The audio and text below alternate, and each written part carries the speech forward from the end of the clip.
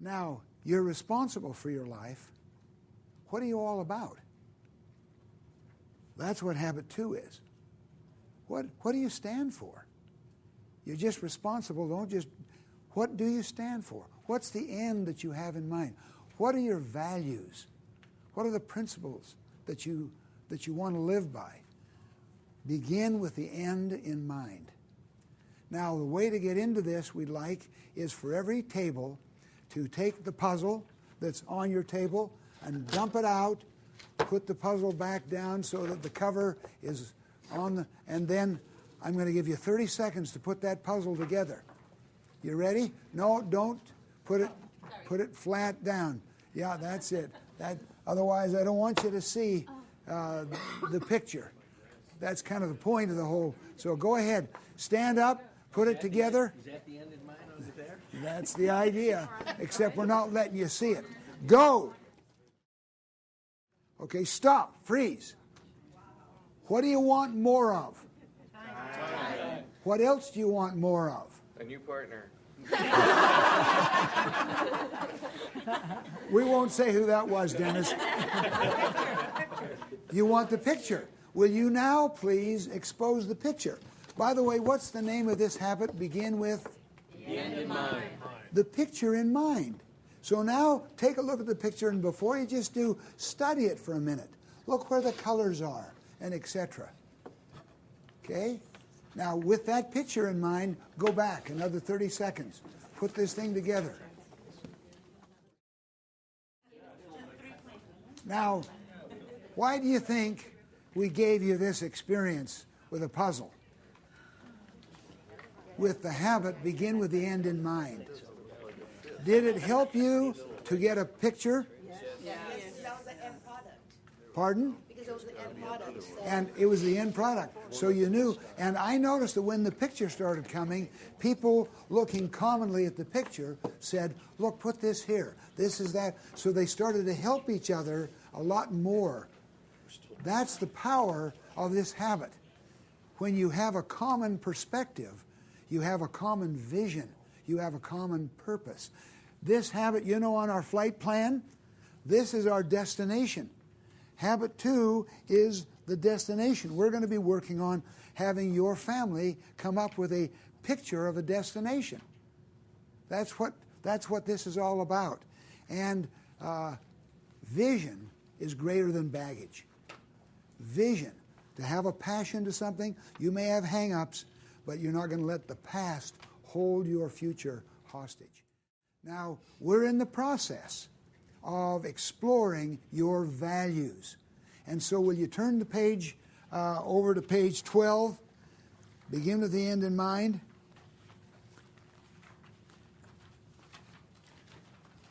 What does it say on page 12? Who am I? A personal discovery. Okay? And what we're going to do is we're going to walk you through some questions. Imagine somebody that has never really seen a functional family in a supportive way. He wants to get a vision, or she wants to get a vision of what that can be. So you've got a personal discovery, and what we're going to do is have a little exercise. And we're going to have the question number 1, you be table number 1. Okay? Question number 2, you be table number 2. Question number 3, you be table number 3. Question 4, the two of you on question 4. And question number 9, both of you on question 9. Okay, now, here's the way it works. Individually answer the question for yourself. And then after you've kind of got the general idea, have a discussion at your table about the answer to the question, and then we'll get back together and we'll share with one another. We're exploring our values, what we really value. Once you kind of get the idea, you may not have to write everything out, but then you can discuss it and just share with one another. What did other people put on that same question? You kind of ready? People seem to be looking up at me. They seem to be ready. Okay. Now, be self-aware. Pull outside yourself and listen to what other people said so that you can see their unique nature, so that you can learn, and you learn to value who you are. A child does by contrast, by having experiences. I'm not this and I am that. So listen, let's share and really listen. Let's start off with number one at this table. Think of a person you admire. What qualities does that person possess you'd like to develop? What did you kind of come up with? Well, we had cheerful, optimistic, honest, respectful, and intelligent, and high moral value. Okay. Fundamental principles. And I think they were speaking about me. Yeah. I thought you were talking about me. My word. Let me ask the whole group. How many here put somebody or would think of somebody that would be a family member? Somebody that you admired. Okay. How about you? Not? Yes? No? Yes. Yes. Okay. Well, okay. Anything else you want to add? Carlos? Oh, kind of like the Scout Law. Scout Law. Kind, generous, helpful, doing the right thing. Yeah, okay. And we're going to call those the principles of human effectiveness. They're not corny. They're not outdated. Wonderful. Okay. Number two. Question number two. Imagine it's 20 years from now. You're surrounded by the most important people in your life. Who are they and what are you doing? Family. Family? Parents, husband.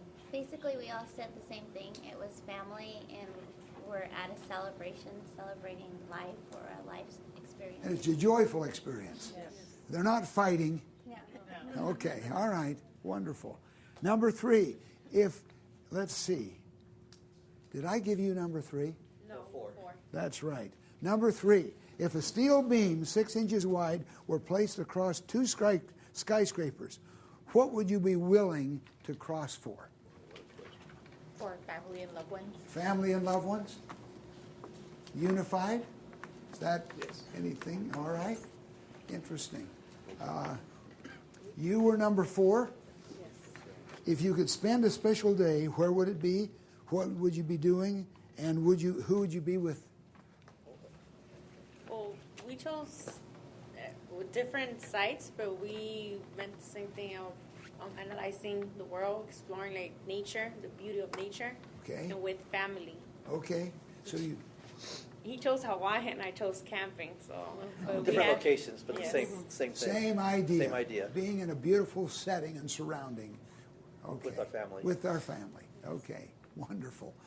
Wow, what a group. Okay, let's go number 9. If you could spend an hour with any person that ever lived, who would it be and why would you choose that person? We've got these two tables. I pick up Jesus because I have a lot of questions. Okay. Jesus, you'd have a lot of questions. Okay. Others? I said my great grandparents. I wanted to know because they actually came from Spain into Mexico. I wanted to see where supposedly my great grandfather was Jewish, so I wanted to see how our family went from Judaism to Catholicism. Fascinating. Okay. I put Steve Prefontaine. Steve? Steve Prefontaine. Okay. Because I was in track and field. I was shot put in discus, but he was always my favorite athlete. And I just liked his attitude, and I wanted to ask him, like, just kind of where he gets that drive. Because, like, if you know him or his quotes or his attitude, Yes. it was always about going and doing your best rather than just getting a result. He was always be the best you can be. Yeah, and that's, like, you know, that's doing honor to yourself, is Absolutely. doing the best, not just doing something. Okay. Great answer. Anybody else want to add anything? Veronica, do you want to add? Well, I also said Jesus, and my thing is that he had great love for people, compassion, and he never changed his faith. He just stayed and he was very optimistic. Yes. Okay. Wonderful. It's interesting. Now think about it. This could be a teenage group. This could be an adult group, which it is. People respond to principles that lift and build. We've never had one experience where people said, I want to be negative or I mean, to be lifting. It's powerful. So now what I'd like you to do is to turn to page 14. We're exploring our values. We're identifying what we want to stand for. And on page 14, you've got make a family mission statement. I'm going to show you a little video. Then I want you to put pencil to that page and start to write for about 2 or 3 minutes, and don't take it off. And people say, well, just keep on writing. It'll come. The question is, what do you want your family to stand for? You're creating a blueprint, a destination, a vision, a picture of where you want to go, the direction you want to take your life and your family. So will you listen to this, and then let's do the writing exercise.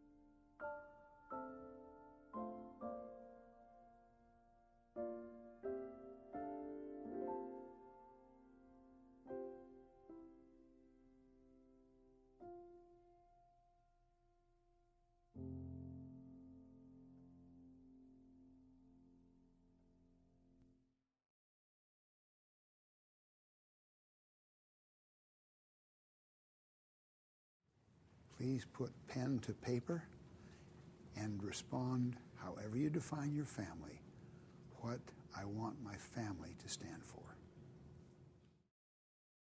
Jane and I built a home.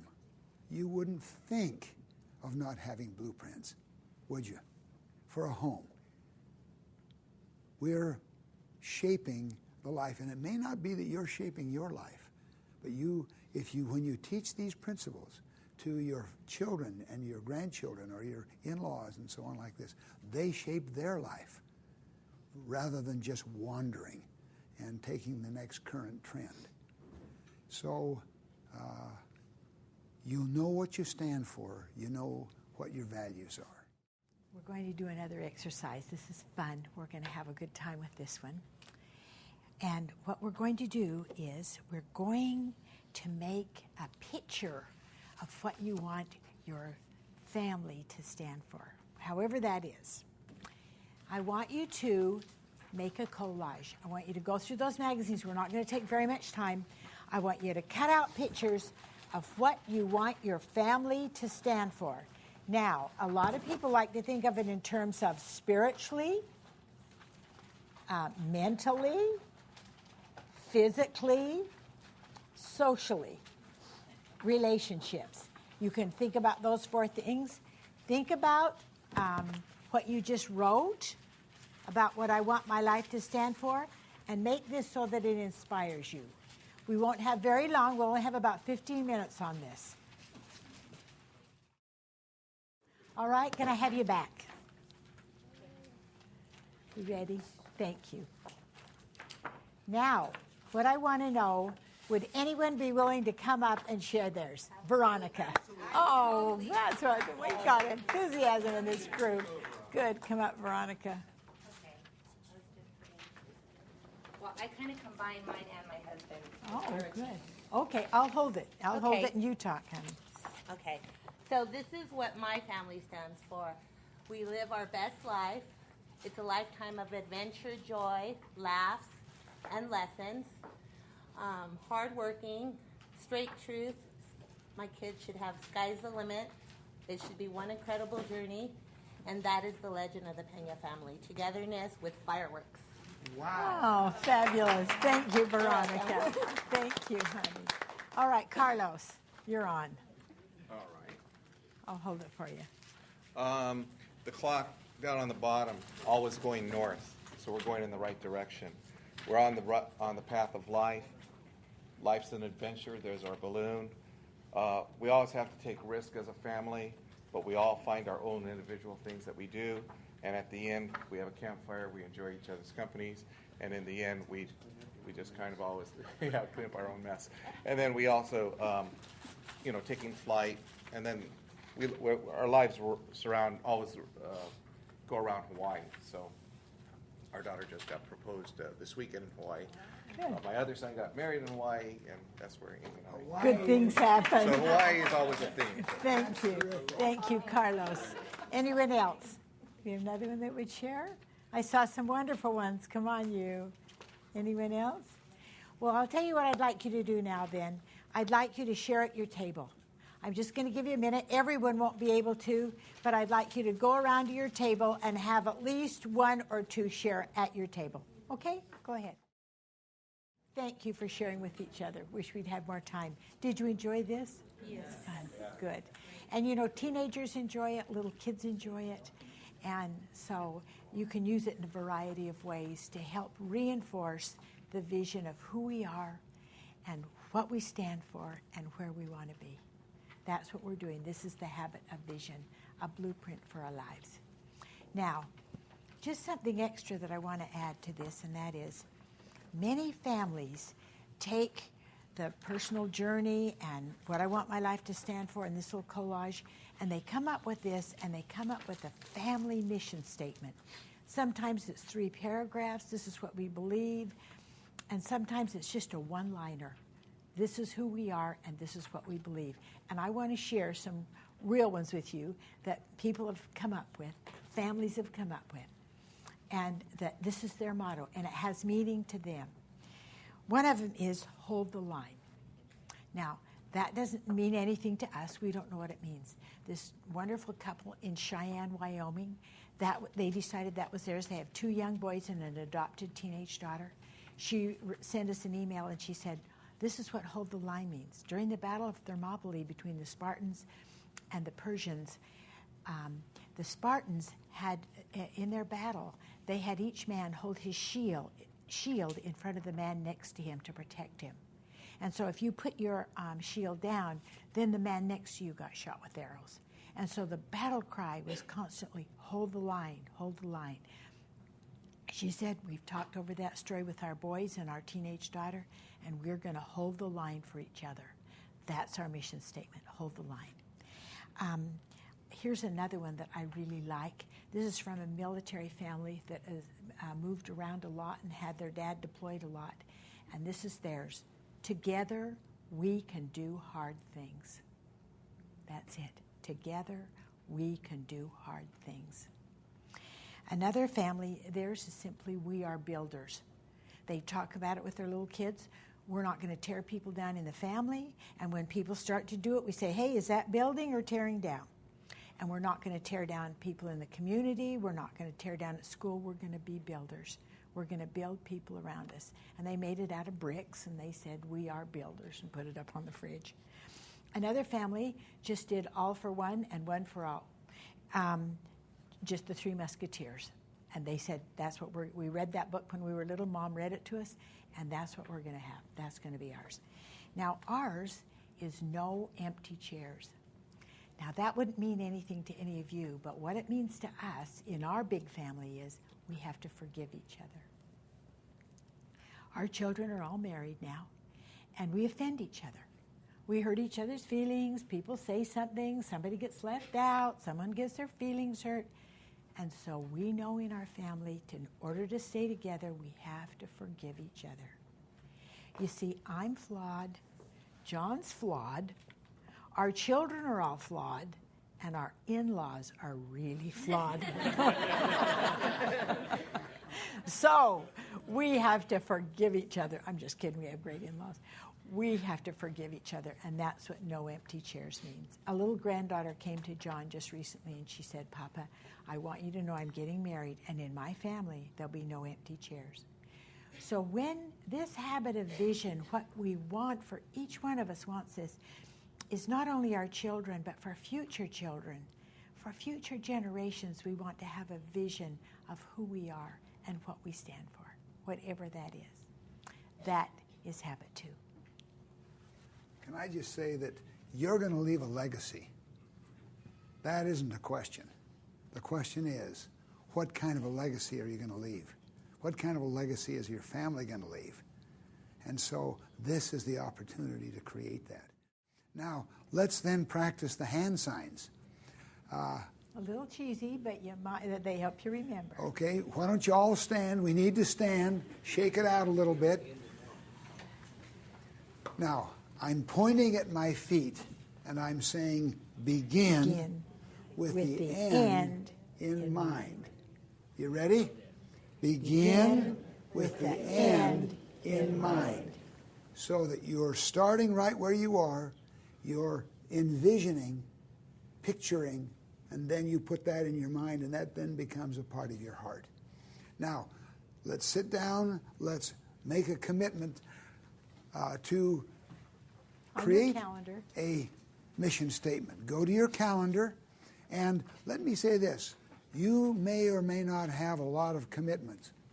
If you want to get a little sticky note pad and put it in that on that first January, right up in the upper right-hand corner, and just simply put down there, create a family mission statement, if that's what you'd like to do. And it's a process. The process actually is the product. The cry here is, don't let the past hold your future hostage. Don't let that past limit you. Create what you would like to create. Fly where you want to fly. Create in your own aeroplane the culture inside that cockpit. A beautiful family culture. And then when you go to your inside back cover, go down to above proactive and write, begin with the end in mind. And then something that you want to do.